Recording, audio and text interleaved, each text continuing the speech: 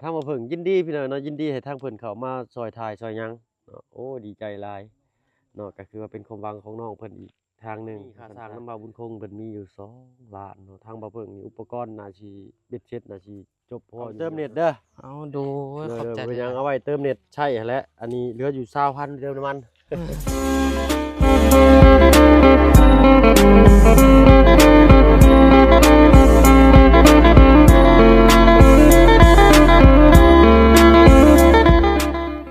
เอาโดยเนาะ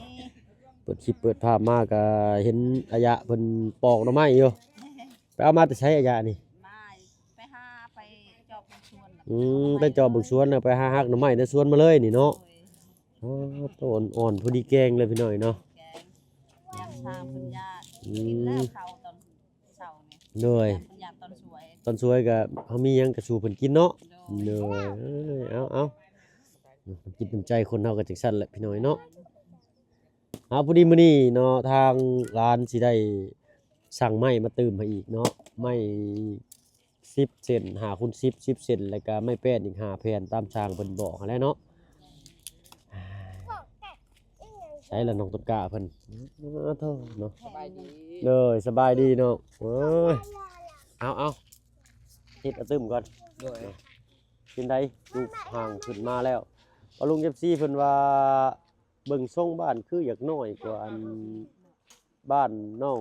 อาเจืองเพิ่นว่าโอ้บ่ได้น้อยได้พี่น้อยเนาะ บ่ได้น้อย 4.6พอแต่ว่าบ้านน้องอาเจืองนั้นข้างบนบ่าเสานั้นมันสิเป็นเสา2ต้น2ท่อนเด้พี่น้องแล้วมันก็สิขยับออกมาข้างละ10เซนเนาะข้างนี้10ข้างละ10มันก็คือบ้านหลังนี้จากข้างละ6เมตรนั่นก็สิเป็น6เมตร20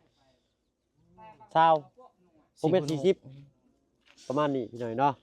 มันก็เลยคือกว้างอ้วงขึ้นน้อยนึงทางเทิงนะแต่เนี้ยเฮ็ดเป็นเสาถอนเดียวขึ้นปุ๊บมันก็เลยเป็นแบบคือน้อยบ้านน้องอาเจืองก็4เมตรคูณ6 6คูณ4คือกันพี่น้อยแต่ว่าบ่ามันเสาสิออกมาตั้งอยู่นอกสิขึ้นตรงนี้นะเนาะ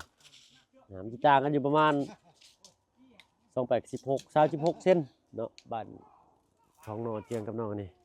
ไม่ขึ้นเลย มันขึ้นเลยเอาให้เพิ่นปูเพิ่นหยังแล้วก็เด้อจังขึ้นเด้อ โดย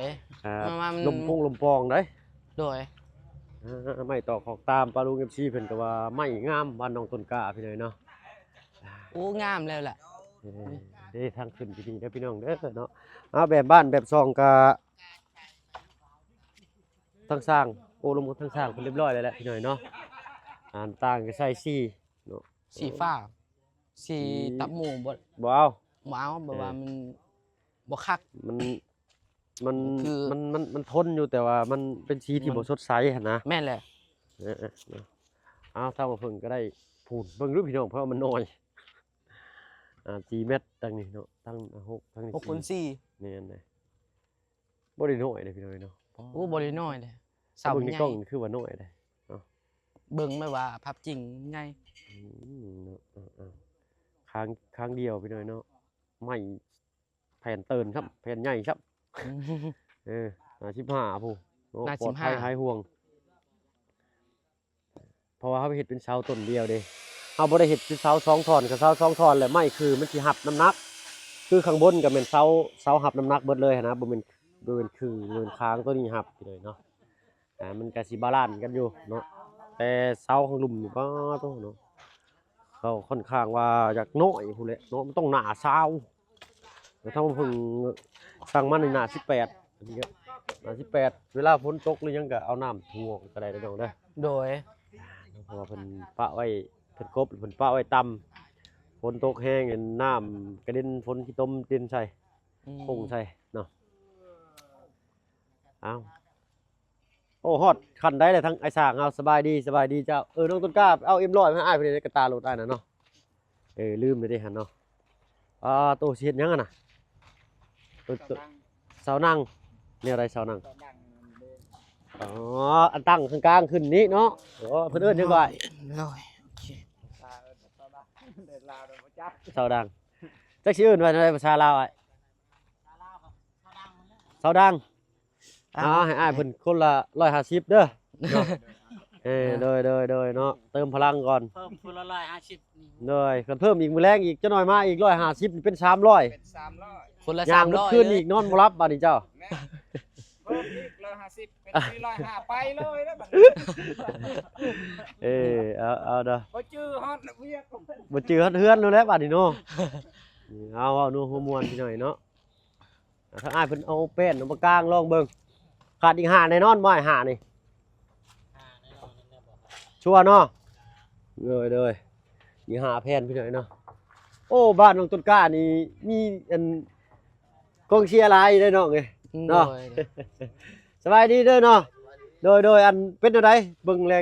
อ้อลืออยู่บ่เจ้างามเนาะเอ้ยเนาะเพิ่นสิมานั่งแย่งอยู่สิเช้าสิแลงได้พี่น้องเนาะ มาบ้านน้องต้นกล้านี่คือสิอุ่นคนขนาดเนาะเพราะว่ามาจำได้นี่บ่ได้เคยขาดคนในนี่เนาะอาจสิคล้ายๆเฮือนน้องซ้อนว่าซั่นซะเนาะอุ่นคนตลอดอันนั้นก็ได้เขาว่าเบิ่งจังซี่เลยพี่น้อยเนาะปะจังซี่เลยบ่เป็นหยังดอกเนาะหัวไม้ทั้งมันต้องต่อเด้มันยาวบ่ถึงอันนี้เนาะคือสิโอ้ยแข็งปักชันบ่ติ้งเด้นี่เนาะ บ่ นักเสาอันนี้เลยเนาะ เสาหน้า18โต ใหญ่คัก ใหญ่คักน้อยเนาะเสานี่เนาะได้ใจดีฮักตีนเสานี่แหละมันอีกน้อย แต่มันก็บาลานซ์กันอยู่พอดีอยู่ มันพอดีเลย ตามจริงนี่มันต้องเบะออกมาหน่อยหนึ่งประมาณข้างละเซนเราต้องสั่งเสาหน้าเสาอะนะหน้าเสาก็เพิ่มงบขึ้นไปอีกบาทนี่นะปัญหามันบ่ทันพี่น้อยเนาะ อืม เพิ่นจะเอิ้นจังพี่น้อยเนาะคอมเมนต์มาบอกบ่เพิ่งเนี่ยเนาะเพื่อเป็นความรู้เด้อเนาะบ้านเฮาทั้งอ้ายเอิ้นหยังก็อ้ายลืมเลยอันเสากลางอะนะ เสาดัง เสาดังดังเนาะนี่แหละ1คือ2คือใช่มั้ย3คือขึ้นหันปุ๊บแล้วก็อัดการลงมาจังซี่บาดนี้เนาะอันนี้เขาเอิ้นชงยังไงชงเพื่อนนี่ชงหยังบ่แม่นชงโมเดิร์น บ่แม่น สูงตัว ชงจัวแม่นจัวโดยเนาะชงจัวบ่โดยชงจัวพี่น้อยเนาะถ้าว่าเพิ่นก็บ่ฮู้ชื่อฮู้เสียงพี่น้อยเนาะอยู่บ้านก็พากันเฮ็ดแต่เฮือนก่อก็พอก็ได้เนาะอันนี้เป็นเฮือนไม้ที่มีทรงเหล้าทรงจัวทรงโมเดิร์นเนาะโมเดิร์นไม้นี่ก็งาม แต่มีหวักมีต่อนี่ค่าสร้างก็สิอัพขึ้นอีกเนาะอันนี้ทรงจัวเด้อพี่น้องเด้อทรงจัวจะทรงเหล้านี่สิทรงบ้านประตู7ปีเนาะยังบ่ทันได้ขึ้นจักเทื่อเนาะน้องต้นกล้าเนาะ โดย เพิ่นตีแป้นตีปูก่อนแล้วก็เด้อ โดย ขึ้นไปนั่นเอาขาป้อนลงหูพอแห้งอยู่แล้วเนาะ โดย สิได้หามก็ไปกินน้ำเหี่ยวอีกแล้วจ้อย อ้าว ลีได้คนตกเงินตกชาติเพิ่นเอาน้ำเหี่ยวให้ได้ให้กินเนาะ โดย เอ้ย แม่นแหละ ต่อตามกันนะเนาะได้กินข้าวยังมื้อนี้ กินเข้ากับพักนี่แหละ พักอีกแล้วเนาะ โดย ดีแหละ พัก วิตามินหลาย แม่นแหละถ้าแบบว่าบ่กินผักก็บ่แหละบ่คัก บ่คักเนาะแม่นบ่แล้ว โดย เนาะ โดย เอามีอันทางไอ้บุญคงเพิ่นเข้ามาแจ้งว่าได้ก่อนน้อง แจ้งว่า แล้วพี่มาพี่เนาะเพิ่นมาแจ้งข่าวดีบ่เพิ่น โดย ได้ แจ้ง โทร ข่าวดี หาอ้ายอยู่ แจ้งเขาดี เพิ่นว่าได้ และทางแม่ตุยพ่องแม่ตุยพ่องบ่ แม่ตู้พ้อง แม่ตุพ่องแม่ตุพ่อง โดยเพิ่นได้ไร เพิ่นเข้ามาสมทบ2 ล้าน โดยเพิ่นอยู่ทางใดเด้เนาะ ทางมีสิริมี ต่างประเทศบ่ ต่างประเทศแหละต่างประเทศแห โด ละ ยเนาะ เอาง่ายเลย แม่นแหละเนาะ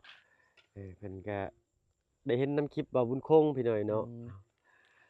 ทางบ่เพิ่งยินดีพี่หน่อยเนาะยินดีให้ทางเพิ่นเข้ามาซอยถ่ายซอยหยังเนาะโอ้ดีใจหลายเนาะก็คือว่าเป็นความหวังของน้องเพิ่นอีกทางหนึงว่าซั่นซะเนาะตอนนี้ค่าสร้างน้ำบ่าวบุญคงเพิ่นมีอยู่2 ล้านเนาะทางบ่าวเพิ่งนี่อุปกรณ์น่าสิเบ็ดเสร็จน่าสิจบพออยู่พี่หน่อยเนาะครับจบโอ้ชาว30ผู้ใดนี่เนาะแต่ว่าค่าสร้างเพิ่นนี่16 ล้านนะ 500,000 กับ500,000กีบเนาะตกลงกันไว้บ้านน้องอาเจือง16 ล้านเนาะเพราะว่าสร้างนั้นเคยเฮ็ดงานกับเฮา3 งานเนาะประมาณ3 งาน4 งานนี่แหละก็งานเล็กๆน้อยๆกับเพิ่นก็แต่ว่าเว้ากันง่ายแน่เนาะอันนี้ก็ดีแล้วที่ว่าต่อได้16 ล้าน500,000นะเนาะตอนแรกอ้ายว่าจะได้20โอ้สู้บ่ไหวพี่น้อยเนาะ สาวปลาย ตอนแรกบ้านเก่งทอง25 ต่อ24เนาะก็โอ้ร่วมกับทางทีมงานเบิ่งโอ้มันบ่สมมาพาควรนะพี่น้องเนาะแต่บ้านน้องใส่หลังบ่ใหญ่ก็ยัง27บ่คือ22นี่แหละค่าสร้างอันนี้ก็ถือว่าพอดีพองามพี่น้อยเนาะเสาก็มีต้นใหญ่ๆครับนี่เป็นพาไม้พาตอกใส่ดังเดินดังขึ้นเสานี้เนาะทั้งเมยังก็เม แม่ เมตู้พอง ตู้พอง โอ้ยเนาะขอบคุณทางเมตู้พองหลายๆเนาะความเจ็บเป็นสุดได้ความไข่อยู่ที่นี่เด้อเนาะที่ได้หยิบยื่นเข้ามาซอยเนาะครอบครัวน้องต้นกล้าก็คือเห็นแล้วพี่น้อยเนาะชีวิตการเป็นอยู่น้องเพิ่นก็บ่สบายมาก่อนแล้วก็มาเป็นบ่สบายตื่มอีกแข้งขาประสบกับบ่อนอยู่บ่อนเช่าเลยก็อาหารการกินพี่น้อยเนาะมันบ่มีสารอาหารบ่ได้นะมันก็เฮ็ดให้บ่มีแคลเซียมไปหล่อเลี้ยงเส้นประสาทหรือว่ากระดูกเฮามันก็จักเสื่อมว่าซั่นซะเนาะอ้าวไก่สิเป็นรูปเป็นหางขึ้นแล้วบัดนี้เนาะ โดย โอ้แม่ตู้พองเนาะเอามีหยังอยากฝากบอกทางแม่ตู้พองเพิ่นอยู่บ่ล่ะ กะขอให้สุขภาพแข็งแรงขอให้อายุยืนยาวขอให้ปรารถนาสิ่งใดขอให้ได้สิ่งนั้นขอให้นอนได้เงินหมื่นเงินล้านสาธุเด้อ เลยเนาะเอาทางอ้ายเฮาเนาะทางแม่ศรีสวรรค์สุริยไทยเนาะกับแม่มาลีเพิ่นก็เป็นกำลังใจให้เสมอเด้อ โดย มีแต่ว่าสู้ไปด้วยกันนั่นแหละเฮาก็ โด ได้ ย เพิ่นก็สิเอายอดไปสมทบอีกเพิ่มอีกมื้อนี้เนาะตอนนี้น้ำอ้ายยังเหลือเงินอยู่8ล้านกีบเนาะเพราะว่ามื้อวานนี้ได้ซื้อข้าวของมาขึ้นเช้าให้เจ้าเด้เนาะ โดย ก็เหลืออยู่8ล้านแล้วก็สิได้สร้างไม้ตอกของตามมาเพิ่มอีกเนาะแล้วก็ไปเบิ่งบ้านประตอกประตูเป็น5บ้านพุ่นเด้อพี่น้องปงเยี่ยม4ประตูใหญ่1อ้ายวงยืนนี่จักเม็ดก็เม็ด9หรือ2เม็ดวงใหญ่แม่นจะเม็ด9หรือ2อ๋อวงเม็ด9เนาะโดยวงยืนเม็ด9วงใหญ่นะแล้วก็ใบประตูก็เม็ด8เม็ด9คือกันแหละเพิ่นมากบมาใช้เอาพี่น้อยเนาะนะครับวงเยี่ยมนี่บัดนี้โอ้นักหนูพนวงในเลยจริงนี่บานนี่เอาเนาะฟังเบิ่งทางลุงเพิ่นยังสิเข้ามาตื่นอยู่เนาะทางกันกับทางบ่บุญเลยก็ได้ทางอาจารย์ลาวเนาะยังเรียนงานอยู่นํกันนี่ล่ะเนาะฮ้อนแดดเขามาห่มไปแล้วมั้งพี่มาห่มพี่หั่นละต้นไม้ต้นนี้ก็ไปเอาใบเพิ่นออกเบิดแล้วก็เป็นได้บานแดดแล้วบาน โอ้แม่นและแดดและ ยังใครเนี่ยแต่ยังมีต้นหมากลำไยเนาะประตูเนาะเอ้าสบายดีประตูโอ้ยใช้ประตูไหนมาพี่มายืนอยู่ห่มพี่เนาะมาได้ประตูเป็นไง ดังจะตั้งจ้ะ ไปจ้ะบอกอ่านเลยเนาะ บอกแล้ว ไอ้บุญคงบ่ บอกแบบว่าทางพ่อและแม่ศรีสุวรรณได้บอกว่าสีตำหมูมันบ่ดีบ่ดี นั่นแหละเนาะเอาสีฟ้าหรือว่าสีบ้านน้องไส้กับสีบ้านน้องไส้ฟ้าบ้านนี่เอาเป็นสีเทาเนาะ สีเทา เงินบ่มาสีเทาบ่ สีเทา ราคาสีฟ้าเนาะ สีฟ้าก็งามสีเทาก็งามเห็นมั้ย เด้อเนาะ ที่ตำมุงว่าเป็นว่าโศกเศร้า แม่มันบ่สดใสมันทนทานอยู่พี่น้อยเนาะสีมันบ่ เพิ่นก็คือว่าเพิ่นเก่าเพิ่นว่า เราต้องเอาสีแบบสดใสเลย เนาะ สีแดงนี่ก็ได้เนาะแต่ว่ามันอยาก สีแดง อยากแห้งโพด บ่เอาก็ได้สีแดง ได้ แห้ง เฉ โพด พาะว่าผู้นี้บ่ได้ถือเยซูบ่ได้เครื่องแรง เครื่องแดงบ่ได้บ่ เครื่องแดงบ่ได้เครื่องขาว ขาวเครื่องสีอื่นเนาะ โดย อะไรก็เพราะ ว่าเลือดก็เราบ่ได้กิน เรียกบ่ได้ แปล กิ ง น เลือดหยังบ่กิน กินบ่ได้ ก็บ่กิน เรื่องชุกก็บ่ได้ เขาบ่ให้กิน โดยเอาเพิ่นถือก็บ่เกี่ยมกันแล้วพี่น้อยเนาะมักไปมักเพิ่นว่าซั่นซะเพิ่นว่าโน้ปลาลุงกับชีเพิ่นเม่นมาเป็นป้าบ่ได้น้อยพี่น้อยเนาะประตูลงไปยืนมึงอยู่ประตูลงไปยืนในต้นเสาดูมันเจินเทินอยู่พุ่นนะ โอ้ โอ้น้อยเนาะเอาน้องต้นกล้าไปต้นน่ะดูน้องต้นกล้าเบิ่งอยู่ ปรุงพอดีเนาะโอ้เอา นี่ เห็นเนาะพอดีวิทย์จุดปุดเลยเนาะ วิดเลย เอาสูงร้ายกับบัดย่านพอตู้ไปตู้เพิ่นขึ้นยากลงยากว่าซั่นซะเนาะโอเคเนาะงามแล้วบานนี่กระเต้าบ่แม่น อ้อลึบ่แม่นกระเต้ามีแต่สิกระเต้าลึอย่างเดียวเนาะ แม่นแหละ กระเต้าฮ้อนนี่เลยเนาะ แม่นแหละฮ้อน เออเอาแป้นนี่เพิ่นก็สิเพิ่นกบแต่ทางนี้เลยเพิ่นกบเลยเนาะ โอ้กบหมดแล้ว แม่นแล้วเพิ่นเอาขึ้นไปปูให้บ่ยากบ่ยาก ปูให้ยังไม่ได้ตอก เพิ่นแดดเด้เพิ่นก็เลยเอาเข้าไปร่วมก่อนอันนี้เนาะ อืม เอาเข้าไปขังห่มไว้ไม้ต่อของตามทวารเศษที่มันเหลือมันสั่นมันยังแบบนั้นเก็บไว้เด้อน้องตุกกาเด้อ โดยเก็บไว้แหละ เจ้าอย่าเพิ่มไปดังพื้นดังไฟได้อ บ่ มาเพื่อว่า มี ให้อ้ายเพิ่นเฮ็ดเตียงนั่งให้เนาะถ้าว่ามันมีไม้เหลือไม้มันพอ โดย เนาะไม้เส้นไม้หยังไม้สั้นๆน่ะเก็บไว้ก่อน โดย เผื่อไว้ได้ให้อ้ายเพิ่นเฮ็ดแค่ไว้ให้นั่งเย็นในห่มไม้เนาะสำคัญได้เตียงนี่ก็ได้เนาะอืมฮอดบ่หนาวซ้ำบาดนี้เนาะแดดแล้วบาดนี้อันนี้เนาะอันชนเสาเบิ่งก่อน อืม ตันหัวเสาที่เพิ่นตัดออกก็เอาไปนั่งก็ได้เด้อนี่ โดยแม่นแหละเอาไว้นั่งเพราะว่า อไว้นั่งเด้อน้องเด้อ โดย ตัดออกจากเส้นก็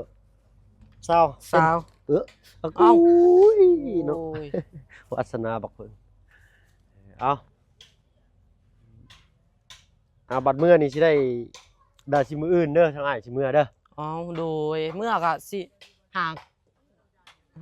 กล้วยมันหยังนี่แห เอา ละ กล้วยฝากอีกบ่ โดย อ้เอา สิเบิ่งกล้วยนี่แหละกล้ หั วย บไว้ แก่คือ เนาะ โดย เพราะว่าทางบ้านเฮากล้วยนี่หากินยากๆเด้อ แม่น อันหลักๆมีแต่เนี่ยสิเอาหน่อกล้วยนี่แหล้วมาปลูกตามแบบที่ปะลุงเพิ่นบอกเด้อ โดยอันนี้ได้เลยสำนี่ เอาสำนี้แหละเนาะนี่แหละนี่ สำนี่นี่สำนี่ก็ได้ โอเคดอกหั่นแหละ นี่ เนาะ ใหญ่สำนี่ เอาประมาณสำนี้ สำนี่สำนี่ แม่น งาม เด้อก ว่า สำนั้นแหละสำนั้นแหละเอากะว่ามันปลูกใหญ่ขนาดจัก3-4 ต้นเนาะ โอ้โดย 3เคยกับ โอ้ 3ต้น ปลูกนี่ตั้งแต่แรกปลูกอันนี้ มัน ตัว ลาม นึง ไป อันนี้ บ่ ตรง เหรอ นึงตัวนึง เออ เป็นอันนี้ตัวนึงอันนี้ตัวนึงแต่มันออกลูก แตกหน่อออกปาน แต นี้ กหน่ เนาะ อออก โอ้ตัวผู้เนาะช่วยอยู่ แล้วกล้วยนั่นเอาอยู่พุ่นอยู่ดินเก่าพุ่นเพราะว่าตอนนั้นยังมีกล้วยอยู่พุ่นเพราะว่ากล้วยตอนนั้น โอ้น้อยๆแล้วมันออกเป็นกุ๊ก อืม น้อยๆแหละ ถ้าว่าเฮาปลูกต้นหนึงปุ๊บมันก็แทงหน่อคือสิบ่เนาะ โดยแต่แทงนอกแต่กล้วยนั่นมันบ่ค่อยได้ออกนอก อ๋อตุกล้วยอันนั้นบ่ได้ออกหน่อเนาะ ออก ต้นเดียว อยู่ คือ แบบ ต้นเดียว ว่า แต่ว่าเฮิง เฮิงมันออก อืมคือกล้วยตัวนี้นี่ออกแม่ ออก แทง ไว ลูกไว้ โดย เนาะแทงหน่อไว้ว่าซั่นซะคือต้นกล้วยนั้นเป็นกล้วยน่ะก็ราคาแพงได้พี่น้อยเนาะแต่ก็ปลูกแล้วมันบ่แทงหน่อเองได้น่ะแทงหน่อยากว่าซั่นซะได้จัก3-4 ต้น ทางนี้บ่ค่อยได้แพงเขาซื้อ แม่นนะทางนี้มันหลายเด้เนาะ แม่น อันใดที่มีหลายราคาย่อมสิบ่แพงของที่หายากที่มีน้อย มันสิย่อมราคาแพงแต่ แม่น อันใดน้องคิดว่ามันสิมีค่าภายในมื้อหน้าแล้วเจ้าเก็บสะสมไว้เลิศ แม่ เนาะ นแหละสิเก็บแหละ เจ้าฮู้บ่ว่ามันยังสิมีค่าภายข้างหน้า โอ้ก็เรื่องถ้าเป็นว่าเรื่องกล้วยเรื่องหยัง อืม ก็ นั่งยังบ่ แม่น มีเนาะ กล้วยที่แบบว่ามัน บ่มันสิอยู่ในความมุมมองของเฮาเลยน้อง โดย รู้จักมุมมองอยู่บ่ ผู้ มันเป็นอะไร ไปว่าเฮาเบิ่งมันหยังที่แบบว่า เออ เฮารู้สึกว่ามันราคามันสิขึ้นนะ นั่นละนั่นคือการตลาดเด้อ โดย เอานั่นแหละคือการแนมแบบอนาคตไว้ง่ายซะแบบวางแผนไว้ล่วงหน้าเนาะเอาคิดอันนี้เนาะภายภาคหน้ามันสิหายากก็ได้เอาเก็บไว้สะสมไว้สินะ โดย ประมาณนั้นแหละพี่น้อยเนาะคร่าวๆพื้นฐานเลยขอบคุณกับบ่ฮู้พี่ช่างดอกพี่น้อยก็เว้าไปซั่นแหละพี่น้อยก็ซั่นทางร้านสิไปทางอื่นก็เด้อไปตู้เด้อโดยเนาะ โดย สบายดีจ้ะ โดย ไปดีๆมีแฮง โดยสาธุเนาะ อ้ายก็น้องก็บ่ฮู้คือกันอ้ายตอบเช็ดอยู่เมื่อกี้นี่ ฮะ อ้ายน้องบ่ได้เบิ่งเพราะว่า โอ้ มันฟังบ่ได้ สัญญาณบ่ดีแล้วทางนี้เนาะ เพราะว่ามันเน็ตมืดแล้ว เน็ตเบิดแล้ว โดย โอ้เร็วกันบาดนี้เนาะ แล้ววันนี้ บ่มีเฮานั่นใช่แล้วเบิ่งใช้มีเงินอยู่บ่พอให้ได้น้องไปเติมเน็ตจัก10,000 อืม เอาไปเติมเน็ตเด้อ เอาดู เด้ ขอบ อ ใจ เป็นห เล ยัง ย เอาไว้เติมเน็ตใช่แหละอันนี้เหลืออยู่20,000เติมน้ำมัน เติม เนาะ ในราคาแหละบ่เติมในนี่ละเก้าถึงหรือว่ามันซ่าอยู่พี่ อยู่พี่มันซ่าเนาะอยู่นี่ โดย ใช้ราคาได้โดย แม่นแล้วบ้านไกลบ้านน้องไสราคาพี่น้องเน็ตบ่เพิ่นก็ยังบ่แฮงอยู่นี่เนาะฟังหยังก็บ่ได้อ้าวไปแล้วซั่นพ่อคลิปหน้าเด้อ เอาดู โดยถ้าว่ามีทางลุงจันทร์ทางหมอบุญทางอาจารย์ลาวมาก็คืออ้ายบอกเขาแล้วเนาะน้ำในอย่าให้ขาดเด้อ โดย ของอ้ายนี่เอาไว้รถนี่อ้ายมีน้ำกินเด้อเอาไว้เป็นเพิ่นกินเด้อ อ๋อ อืม อ๋อน้ำยังประมาณ2แพ็ค ยังช่องแพ็กบ่ดอก โดย โอเค ว่า โอเค เมื่อวานนี้แบบว่าเขานับตอนที่นับคนมันมีอยู่22คนแหละ อ่า เขามาอีก เอาบ่เป็นหยังบ่เป็นหยังเนาะ โดย การเลี้ยงแขกก็ได้กุศลคือกัน หมู่ครูแถวบ้านนี่แหละ เหนื่อย เขามาเบิ่งแล้วเขาท่วงว่าโอ้งาเฮือนนี่งามเขาว่า งามเนาะ โดย ว่าเนาะมันสิแนมเบิ่งในหมู่บ้านนี่บ่มีเด้นี่ แม่ มีหลังหนึงแล้วอยู่เทิงผู้เฮือนเพิ่นเนาะเพิ่นบ่มีเงิน ผู้เฒ่าก็มาเบิ่งว่า อืม อู้ ภาค ทางแกงไข่ก็หมาทางอะไรก็หมา มาเบิ่งอยู่บ่ โดย เอาเนาะไอ้ไปทางอื่นก่อนซั่น เนาะ เอาโดย เอาตึมมาน้องมา โอเค โอ้คืออยากวินหัวเด้อแดดแห้งโพดนี่เนาะ แม่แดง ไปเนาะพ่อคลิปหน้าพี่น้อยสำหรับคลิปนี้ลาแล้วพี่น้อยเนาะสบายดี